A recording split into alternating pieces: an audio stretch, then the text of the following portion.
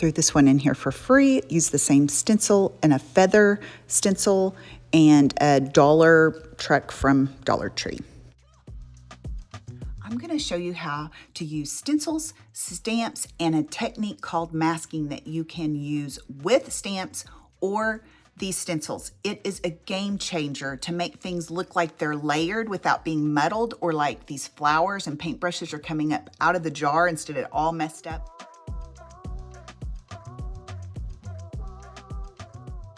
So if you like this type of content, I release a new video every week, and all the products I use are in the description box. Thanks. But I'm changing the background color, and instead of vertical, we're doing it horizontal just to, you know, kind of change it up. This is a stencil transfer. It's less painty town. So, and it has 3 paintbrushes, and this is a separate stencil that doesn't come in this particular kit. It's a mason jar. And I'm going to teach you how to mask. This is a mask. So I'll show you how to do that, because it really makes, masking technique really makes this not look muddled. That's how I did this without it looking muddled. It looks like it's inside the jar. So you want to do mask with your techniques when you can add that and practice it. So that's what we're doing. Also want to say you can do the masking technique with stamps as well. And the older Iron Orchid designs didn't come with mask. Now all the new ones do, so it's fabulous. But you can just stamp on a piece of paper and a rough cut around it. It doesn't have to be perfect, and make your own mask. So don't be afraid to try this technique. This is the part I'm going to see if I really messed up later, because when you do your transfers, you need your piece prepped with water-based top coat, not over wax. Have you ever been able to get away with it and it still stick? Yes, but don't chance it. So this has been, I mixed paint with a water-based top coat and put this on. So it's not totally prepped correctly, and I may see if I'm gonna fail in a minute because I've never tried it. So, but you do want your piece prepped first and completely dry, usually 24 hours on the paint, and depending on your top coat, you can kind of get by with it on the same day. Load and unload.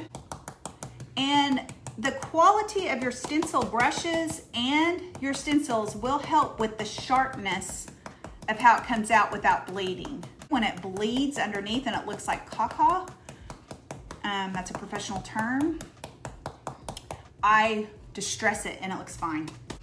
And less is more, so do a coat and then go back.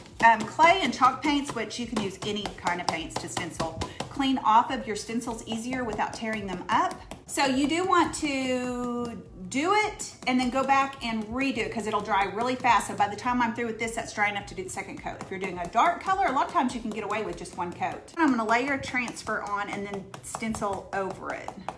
So, but I had one left over from another one, so we're gonna just put this one up here.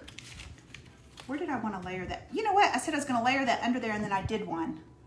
So that stinks. So I should have put this down, and then I could have stenciled over that where the word. And again, I messed up. But that's these away. These come with your transfers, and they're great for all sorts of things. Oh, it's going to work. It's going to work. It worked. Okay. Here we go. Wait, let me pull this up.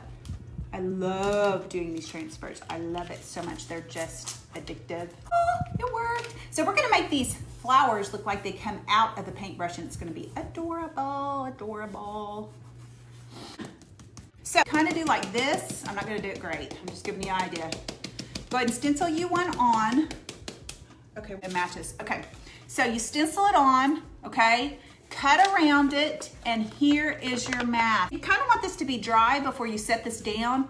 The mask over it. So I put that over that. Now I want one of my paintbrushes, or whatever you're doing, whatever stencils you have, you could do this. So now I want this to look like it's coming down into here, right?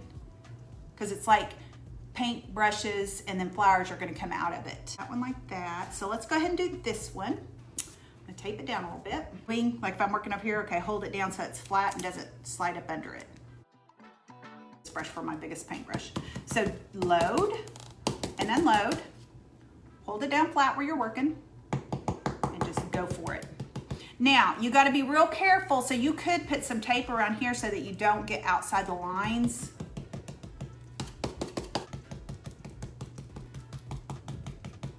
Okay, so So I got that part done. Cover this part up. I want you to see this masking technique, so stick with me for just a bit. If you just jumped on and are going, this is as boring as boiling water. It's going to be worth it if you'll give me just a little bit more to at least see what masking does. Clear down here with it and tape it down. Oh my gosh, guys, this is going to be so cute. See how the 3 different colors of everything, but I don't think I'm going to for the sake of this.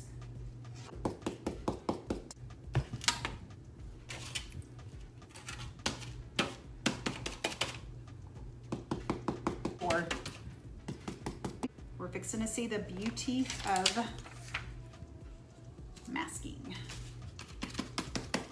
For the example, to see, and you'll be surprised how good you can line it back up if you take it off. Oh, I should have at least done the middle handle bit. That's okay.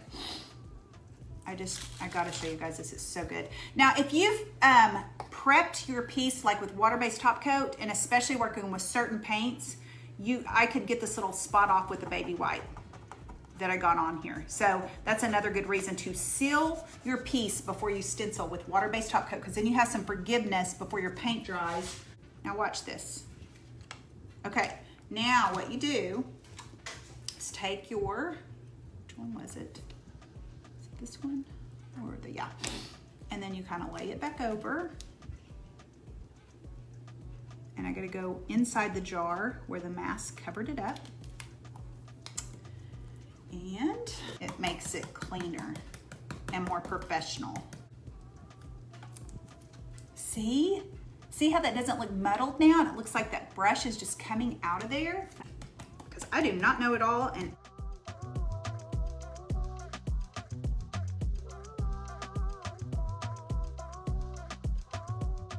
this, I gotta just cover up the spots that aren't supposed to be the handle. Just take a little scrap paper or something.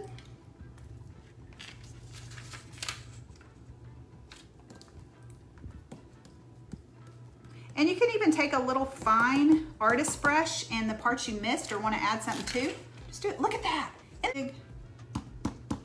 Either. It'll be good enough for the show.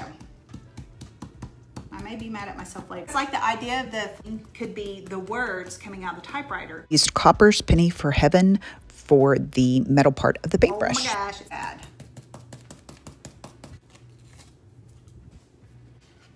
That one come off good. Have you guys ever watched Ellen J. Goods? I'm sure you have. If you haven't, you're missing out. She is like an Olympic 100-yard dash cutter. I'm just like, oh my gosh, how is she doing that so fast? And it never seems messed up. Like she never seems, I don't know. I love watching her. There's a lot of these stockists I love watching. So when I see their names pop up that they're watching for a second, I flip out. And I did see one of those names today. I'm not gonna say who it was, but I was like, oh my God, get off here, look away. I'm not doing this very good. Okay, let's do this little guy. Okay, another thing you could do, you could use our flower stamp, Scipione, Chrysanthemum, I cannot say chrysanthemums, the new one, that C one. And stamp your flowers on here instead of using a transfer, or mix it in with these transfers and water paint inside of them. So you don't have to just do the transfer on this. They look so good to mix and match them anyway. So pull the back off, try not to touch the image. Oh yeah, that's gonna be cute. Now that may not be dry enough that it wants to stick good, but we're gonna do it because it's not sealed. My paint is not sealed. So technically, if you guys are gonna do one of these where you did your paint, unless it's already one of those paints that has the sealer in it and it works with the transfers, I would need to put some top coat over where I chalk painted to make these stick. I'm not gonna do that today because I'm just chancing it here and trying to go.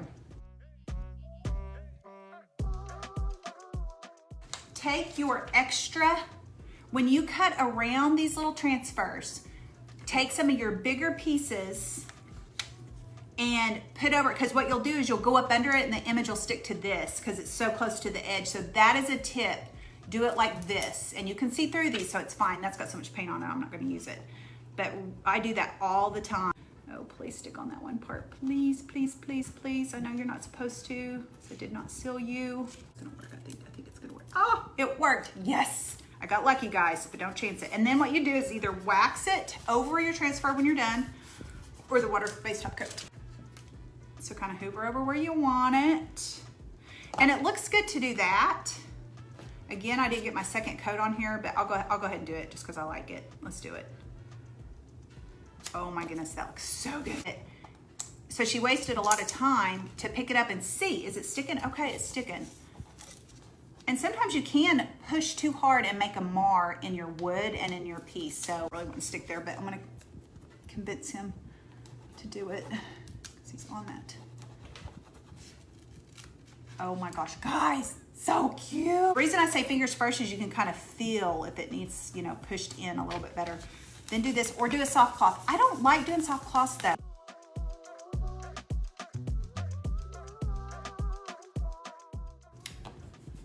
Not suggested. Okay, this is cut pretty close to the edge, so I'm taking my bigger piece so that I don't go up under with my stick and ruin it.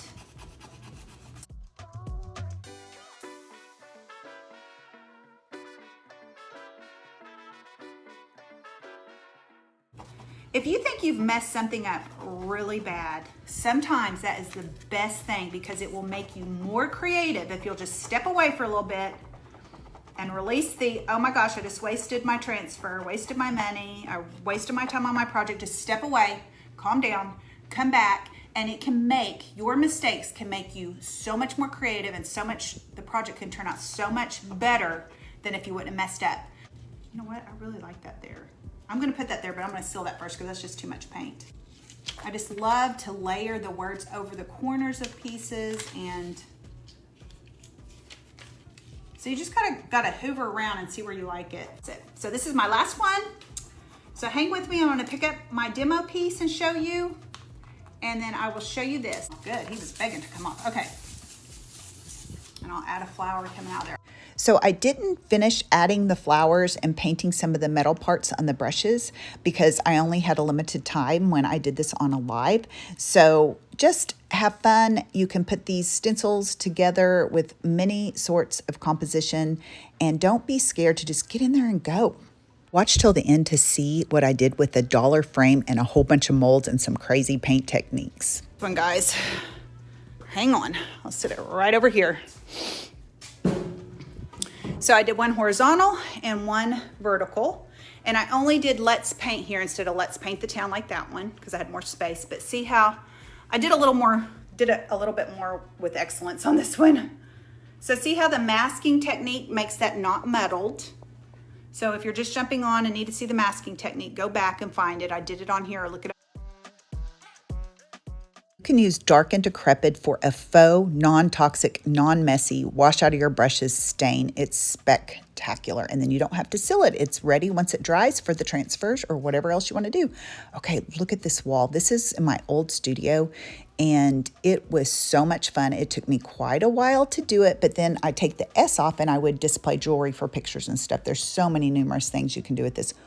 This is a great wall project. I hope to find this video and edit it someday for you because it was fabulous. Would love to hear your comments on what you think about this crazy wall. Would you do it somewhere?